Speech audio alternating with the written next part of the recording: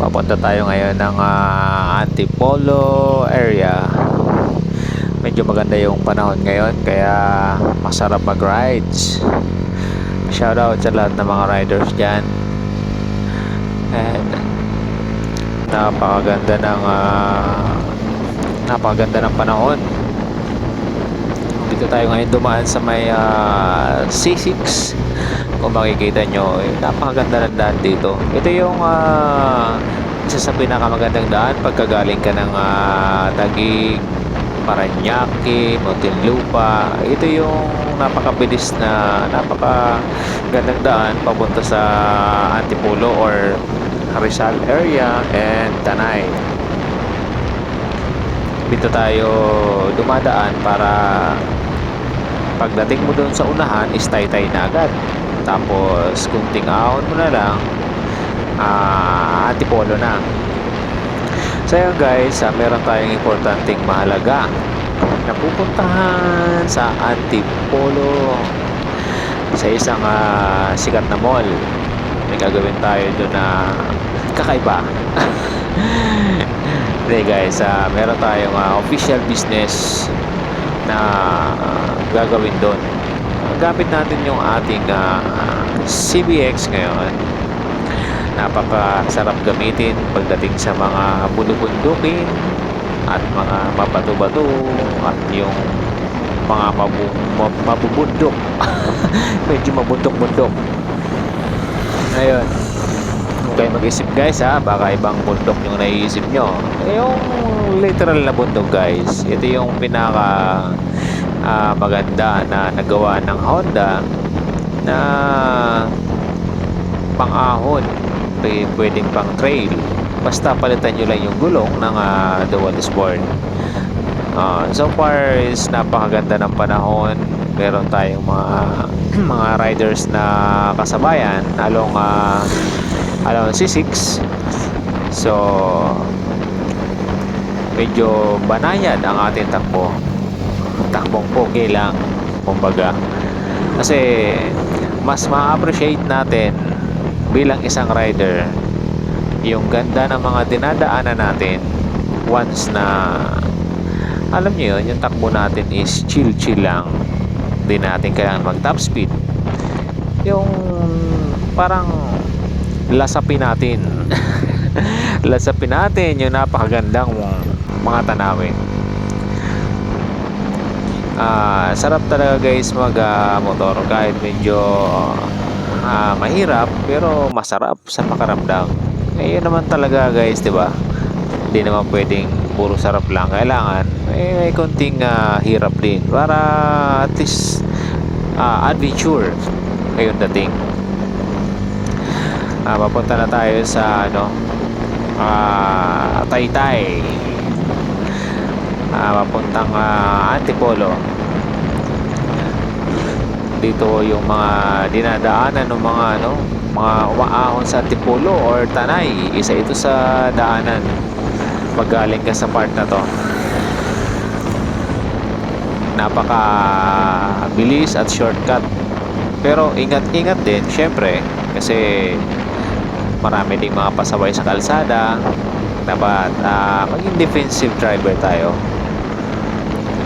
para all goods pagdating natin sa ating pupuntahan is safe tayo, lalo na dun sa mga kasama natin sa kalsada. Dapat ingat ayun mga tropa peeps. Papunta na tayo dun sa isang mall dito sa Antipolo. Siguro naman alam nyo na yun kung anong mall lang meron dito sa Antipolo na medyo maganda at dinadayo ng mga tao.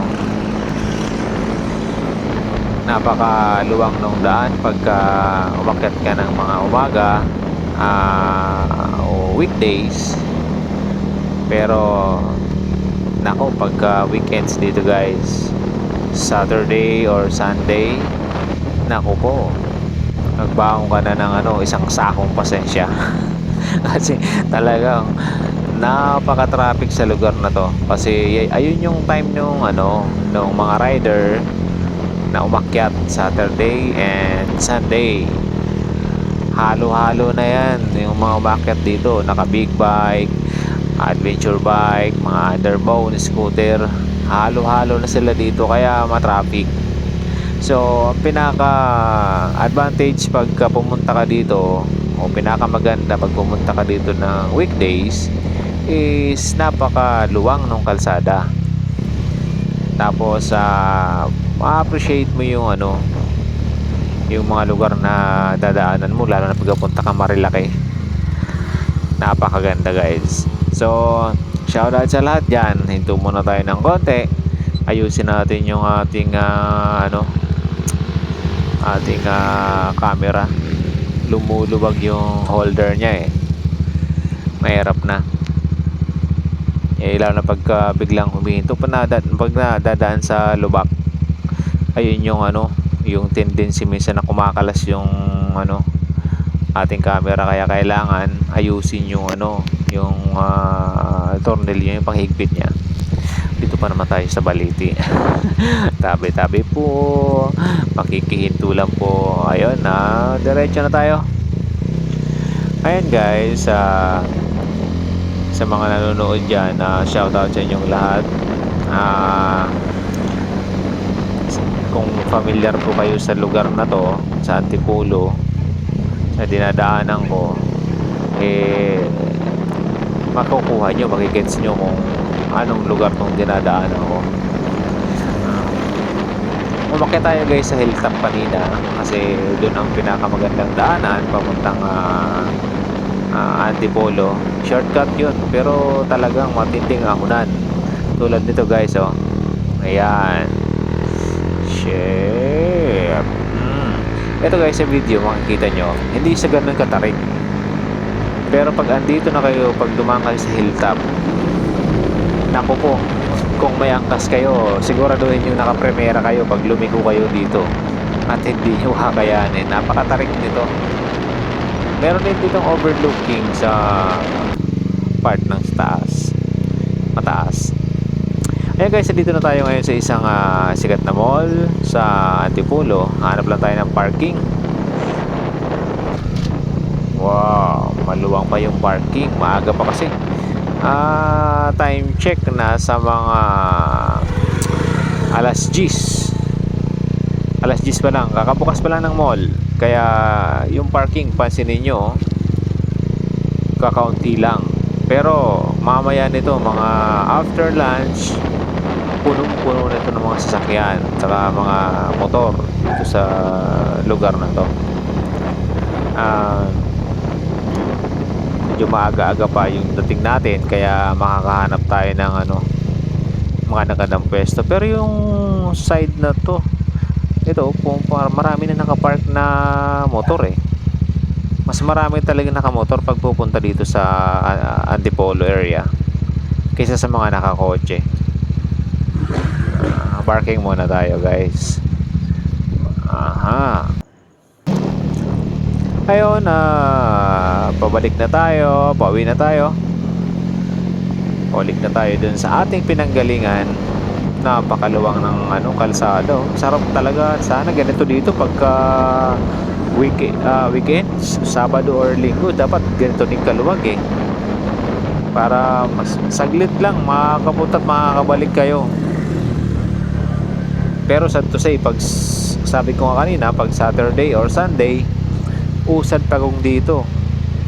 Diskartihan na lang kung paano kayo lulusot. Malapit na tayo guys sa ating pinanggalingan. Medyo may traffic na ng konti, pero dito sa camera kikita nyo maluwang.